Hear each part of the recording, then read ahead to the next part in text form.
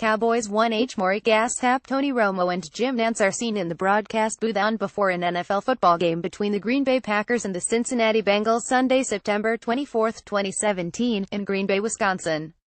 AP photo Morry Gash by Christy Scales, special contributor at Krista Cowboy. Christy Scales, the sideline reporter for the Dallas Cowboys radio network, answered questions about the team during a live chat recently.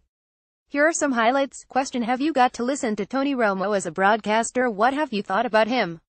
Scales: Tony Romo is terrific as a broadcaster because of his infectious enthusiasm, his wit, and by the way he explains concepts in layman's terms. Several times this spring during these weekly live chats, people asked me about Romo's prospects as a broadcaster. I continually answered the same way: he's a natural at everything he does, and he puts in the hard work to prepare. I think that's shining through in his work for CBS. As someone who grew up loving sports and watching every game available, I always respected the broadcasters who taught me something about the game. Usually it was Steve Stone of WGN, while I was watching my hero Ryne Sandberg play for the Cubs, teaching me something about the way that pitchers occasionally tip their pitches, or the way that veteran hitters can work a count, stuff like that. I want to learn something about the game or about an individual player.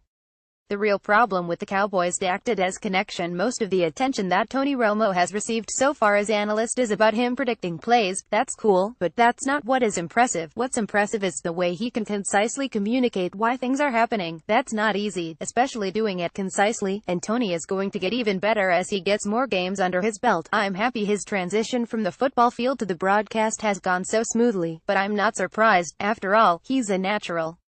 Question: what concerned you most about the Rams' loss? Scales: the Cowboys identify themselves as a team that can run the ball and control the clock. They couldn't do that in the second half of Sunday's loss to the Rams. The inability to gain yards on first down by running the ball caused them to fall behind the chains and face long distances on second and third downs. They were awful in the second at converting third downs. Meanwhile, on the other side of the ball, the Cowboys' defense couldn't get off the field because they were allowing the Rams' offense to successfully convert their third downs. That's because they were moving the ball with Gurley. Also, the Cowboys lost the special team battle on Sunday. Switzer's mistake on the muffed punt was a killer. It set up the Rams' first touchdown of the game. It completely changed momentum. Coach Garrett said that Switzer was a little too aggressive on Sunday and must learn from those plays. He was referring not only to Switzer's punt return, but also to Switzer's decisions to return kickoffs, which he fielded 8 yards deep. Switzer put the offense in worse field position by not taking the easy touchbacks. Question: do you think Dallas is already done with the Nolan Carroll experiment? Scales: signing Nolan Carroll as a free agent in the offseason was not an experiment. It was a good move to bring in an experienced veteran at an affordable rate: 3 years, $10 million, including $3 million signing bonus. Carroll's base salary this year is $1 million. There are no incentives and escalators, and the club holds options for the 2018 and 2019 seasons. When Carroll was signed on March 10, it offset the losses of Brandon Carr and Mo Claiborne. It was also before the draft, so the Cowboys could not have predicted that Chido Awuzie and Jordan Lewis would be available at their respective draft slots. Carroll, once he returns to action after missing time with a concussion, will get plenty of playing time. You can never have enough good defensive backs, and we've seen how the injury bug has continually bitten the Cowboys' secondary this season. Awuzie Lewis missing time with hamstring, Scandrick missing time early in season with broken hand. Bottom line, Carroll still plays an important role for this defense. There's no experiment about it. He's a veteran free agent addition with an important role. On David Irving's return: Scales: David Irving returns to action this Sunday versus the Packers after serving his 4-game suspension for PEDs. Where will he line up on Sunday along the defensive line, and how will he fit into the rotation?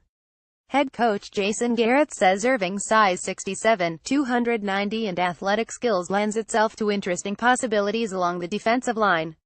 Sources: Cowboys deal Charles Tapper out 1,012 weeks with broken foot. David Irving likely to take roster's spot. He's an interesting body type. He looks like he's 11 feet tall, Garrett said Wednesday. Irving's first full day of padded practice following his suspension. He can play outside, but he can also play inside because he can bend and play with strength and power. He also has arms that are so long he can shake your hand from across the room.